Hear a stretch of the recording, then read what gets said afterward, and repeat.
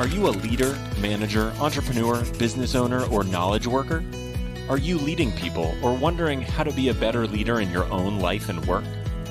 If you are, then you can be experimenting better.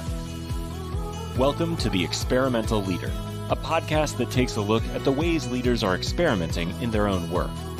Hosted by Melanie Parrish, we dive into real-life conversations about how people might be using a scientist's mindset and experimenting in their work. Shift your leadership into something that works better. Join us on The Experimental Leader today.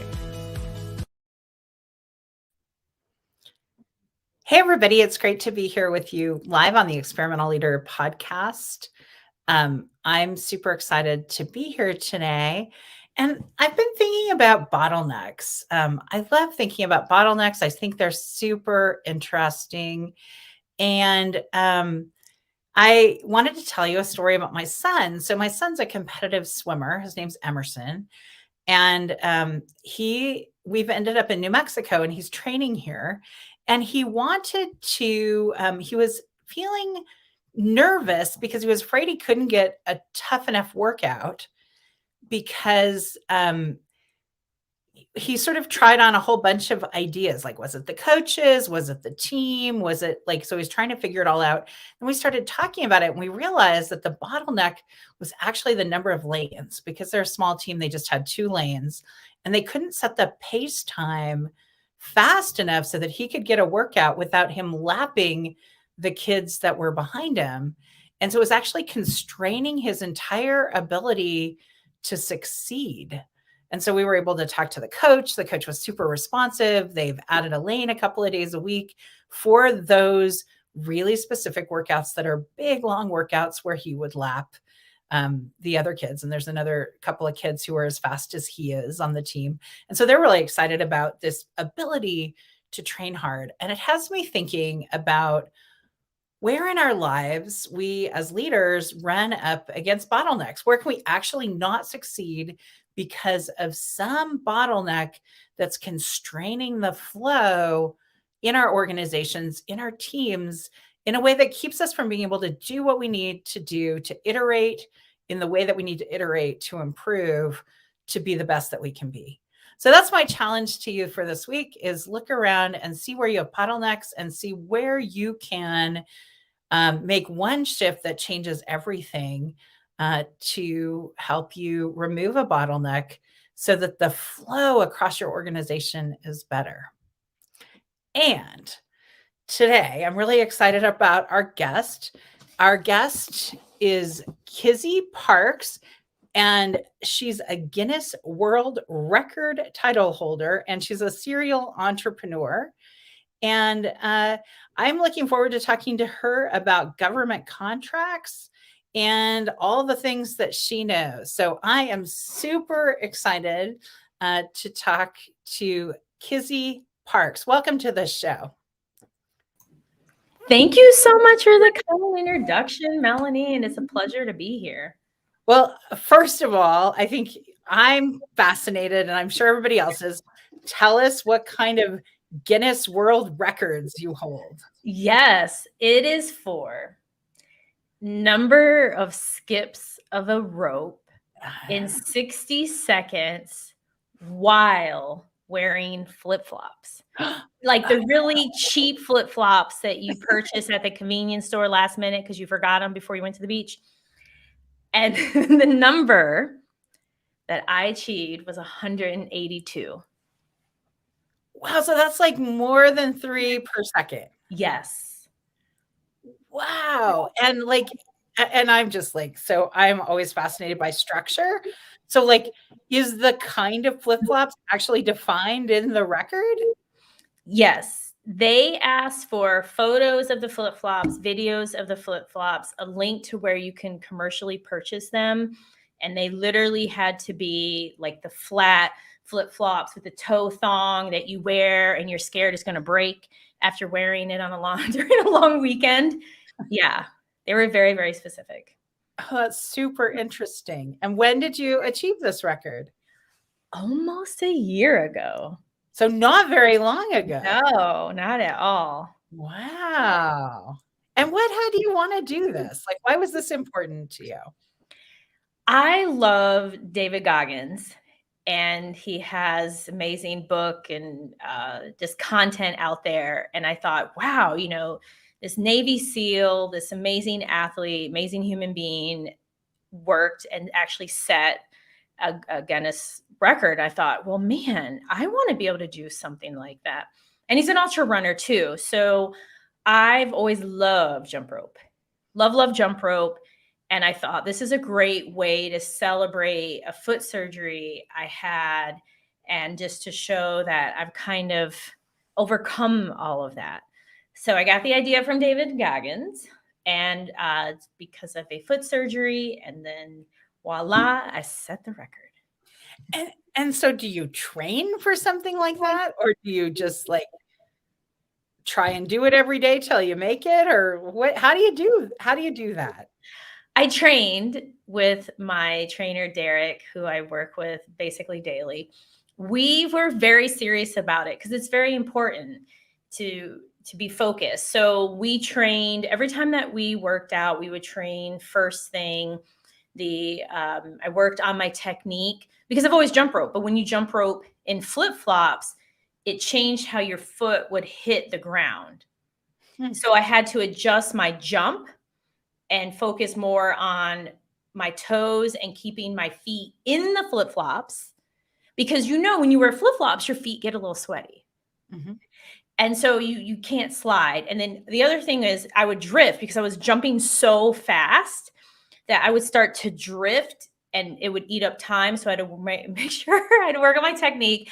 And then I would jump so fast that I would just it was like, I was so blurred. It was blurred vision where I couldn't see. So what I would do is focus on something, and I would jump and just trust, like, it's okay. It's blurry, but I know not to mess up. Because you were spinning so fast. It was so fast. It was super, super blurry. And then he would coach me from the side because I wanted to make sure we practice the same way in which we were going to do it live. And so I had him on the side, and he would coach me like, okay, this is our goal. Our goal is for you to start clean. Then 15 seconds in, you go hard. Last 30 seconds, you go really hard. He's like, our objective is no mistakes. You could have a mistake, but that was the plan that we had, and ended up leading to that. Well, I suppose, if you lose your place or you have to stop, you're not going to make the record. Like there's no recovery from that. You could start again. They would count every single jump, but then it would just eat up time because you literally only had 60 seconds. Right. Yeah. Right. Wow. And then when you got the record, I know it's so funny. I'm fascinated by this. No, this is awesome. When you got the record, did you did you have people there watching, or was it an event when you got the record? So for the record, I had to have 5 people present. So I had a witness. I had 3 people to count the jumps. I had another person there for time. And every single one of the amazing 5 people who were there to support me had to also complete a document stating that they were there. I had to take pictures. We had to videotape my jumps in slow-mo, regular pace. Then all of that was submitted to the evaluator. Typically, you see the Guinness employee with the jacket on and they're present, but because of everything going on, they weren't able to be there. So the information was submitted. He reviewed it. He said the jumps were so fast that he had to watch it 5 times, even with the slow-mo, and had to ask his wife. And he actually shared the result during Zoom. So he had a video call. But yes, you had to have people, you had to have proof, and they had to state that they were there and that they actually agreed to the information that was on their piece of paper. Interesting. All right. Well, I can't talk. I could talk about this much longer because it's such a cool thing. And AJ is saying her dedication paid off. That's awesome. That is so cool. Well, I want to shift and I want to ask you some questions. Can you tell us a little bit about your company? I know you have several companies, but Yes. one is more focused on government contracts. And I think that's the one we're talking about today. Can you tell us about that? Yes. So currently, I am focused on helping people find, bid, and win profitable federal government contracts under the umbrella of GovCon winners. As a person with over 10 years of experience in federal government contracting, I realize that many people underestimate the federal government as an option, or they receive questionable advice, or maybe they just don't even know where to start. So my experience through my flagship company of being awarded over $50 million in federal government contracts led me to this new journey of just being able to help people find, bid, and win profitable federal government contracts. Cool. And I think we talked about this before the show. I think like I just want to, be a pretend client for a minute and just sort of talk about, like, you talk about this, I know, as a revenue source. You said a lot of people don't think about it as a revenue source. If I were to think about coaching, for example, and I know there's lots of coaching in government contracts, how would I think about it? How would what would be relevant for me as a business owner thinking about going after something like this? You first have to ask yourself if you're looking to go after it as a prime contractor, if you're looking to find it, bid, win, or are you looking to work on these type of efforts as a subcontractor or a 1099 that's supporting it? So for instance, the federal government is often looking for executive coaching, leadership training, retreats, anything and everything that a private sector company wants. And potentially a company could hire someone like you to provide the coaching, provide the training, provide the webinars, provide the assessments, and you would receive a fee, but the contract is actually underneath that prime contractor. So one approach is through relationships. It's reaching out to people through Facebook, through LinkedIn, through social media, especially those who own a government contracting company in your area of interest, so that they know, hey, if I ever win something and I need help, I can count on you to provide that said service. That is one of the quickest ways to get into government contracting. So you're essentially looking to be a subcontractor for someone else, but they're controlling. So then you don't have any interface with the government at all. You may have interface. You're serving in this expert role. And in this expert role, you could literally be the person training a room full of soldiers or sailors. So you're interfacing with them. You could be the person who is providing a leadership assessment. It's coming from your email account. It's going to government employees or military members or even other government contractors. Or it could be a situation where you create the content or you provide some other type of information and the other company then presents it. Got it. And so I assume that's not usually like where you help customers in finding that kind of work. Yours is more in the interface with the contract itself. Is that right? It's all of the above. Oh, interesting. It is all of the above, because when I first started out over 10 years ago, I was in graduate school. I was praying not to get jobs, and I was offered an opportunity to further subcontract. And that was my kind of gateway in. Is I noticed not only in the government side, but even on the private sector, which I repeated this model, you have those where the company is spending money on marketing. The company's spending money on finding, bidding, winning.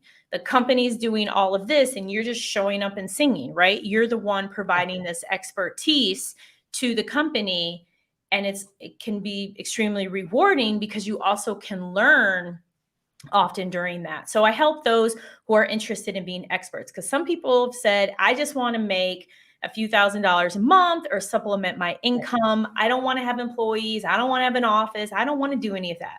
Then there are those that are more entrepreneurial. They take this entrepreneurial approach and they're like, look, I just want to sell things to the government, product, services. I want to turn a profit. I'm open to any and everything. Let's go.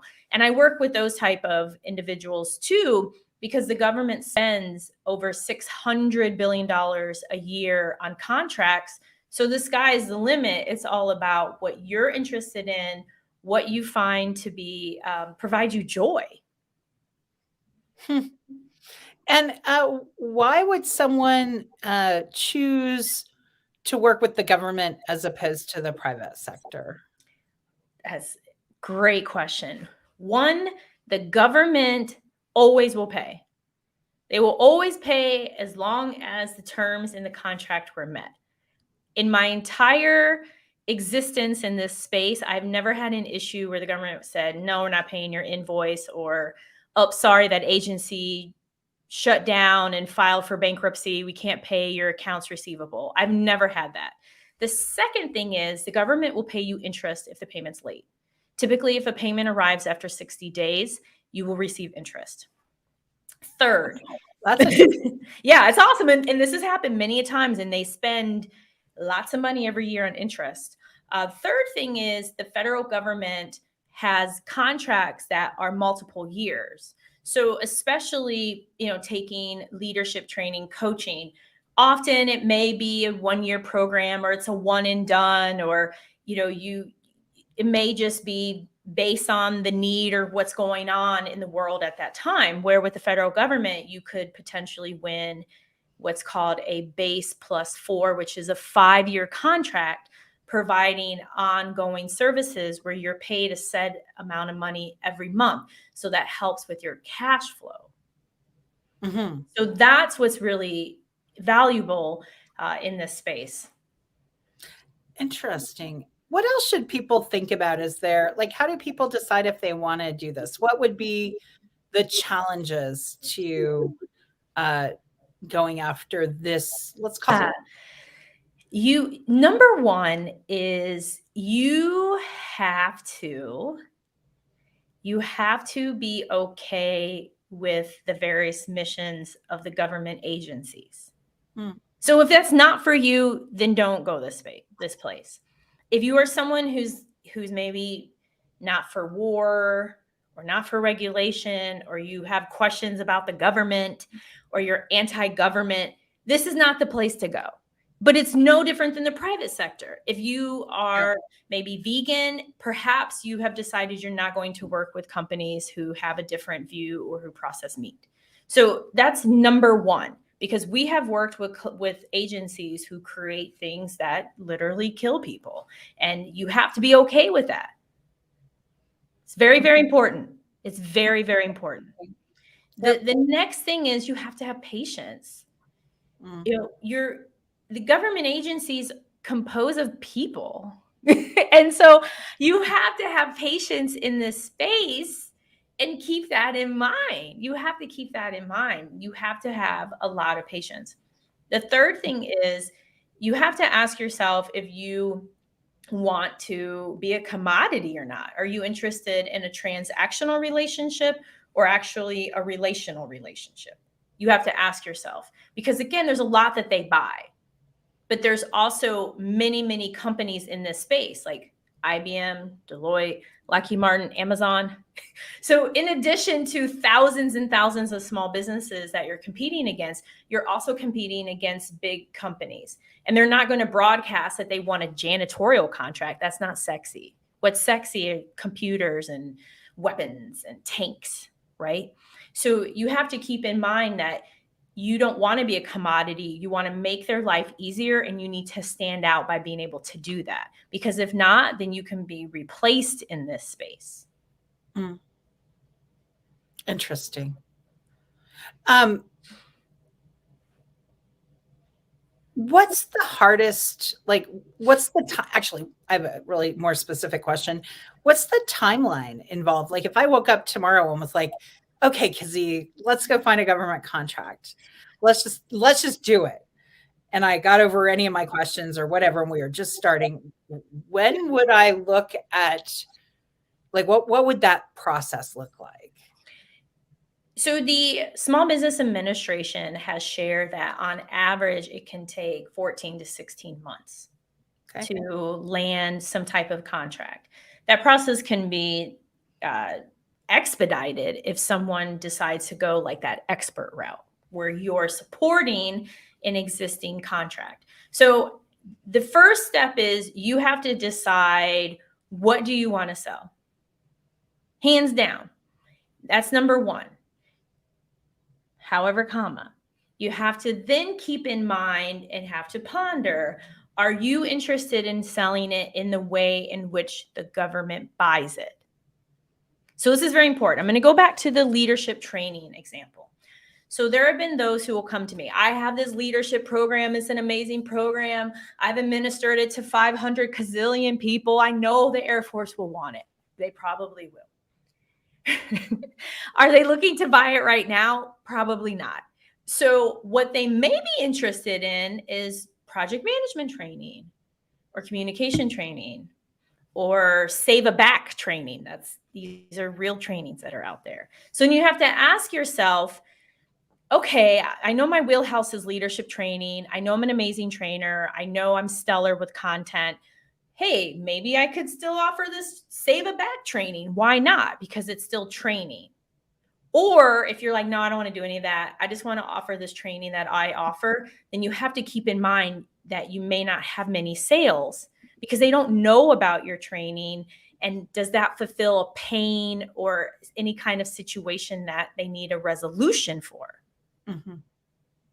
So it's very, very important. The next thing is, once you decide, then that's where you really get going. So if you decide that that you want to, so this kind of goes to that question. If you could put that question back up, this actually pairs really well with yes. So yes, I teach companies how to respond to proposals, and this fits for those, especially those who are looking to be very entrepreneurial. And let me just read this question, Kizzy. Yeah, of course. So Kizzy, the question is, do you teach companies how to write the RFP, request for proposal? Do you write them, or do the companies themselves complete the RFP after you train them? So we teach people how to write, how to respond, but most important, you have to understand the code that is going on with opportunities. Because many believe it's a numbers game, that you just bid on a ton of proposals, federal government, state government, private sector, and eventually I'm going to win. Okay, perhaps.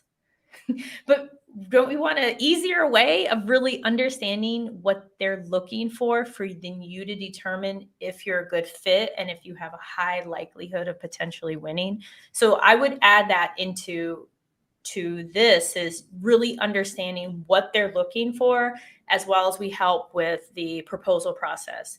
And that goes along with those who want to be entrepreneurial. If you're like, look, I want to be entrepreneurial, then you definitely need to understand, and you're going to need to bid and go that route. For those who are experts, the best approach is to connect with businesses. There's a link, it's called the Dynamic Small Business Search. The website sometimes is very, very slow. And you can find businesses in the area of interest, and all their contact information is there. So I suggest you reach out to 100, you email, you call, you connect with them on LinkedIn, and you never know, they may need someone like you and your specialized leadership training that you know the Air Force is going to love. So because they're the relationship holder. They've already done the save your back training. They can say, hey, would you be interested in something like this? Got it. That's really interesting. Thanks for that question, AJ Ruiz. That was a great question. I want to just shift into your leadership of your organization. Tell us a little bit about the size of your organization. How many people are in your organization? So for my flagship organization, there are almost 100 people now. So it's amazing because it was just me in the very beginning. So there's almost 100. And what's great is I have all these systems, processes, and most importantly, amazing team members who run with K Parks Consulting with KPC. And so the way it's structured is I have a director of getting things done who acts in a president capacity in operations. And then under her, there's team leader, there's some other leaders who are then connected to different government contracts that the firm has.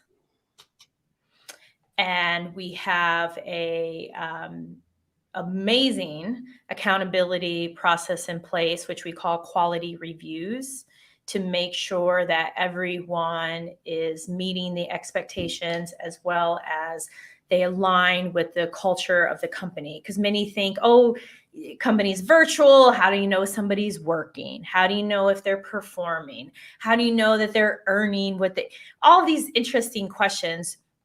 And by having the accountability in place, and we use Google Excel sheets to do this, it's really helped ensure that everyone truly is a pro's pro. And do you find, I'm always curious about this question because I think it's like the wrong question, but I find, is everybody working?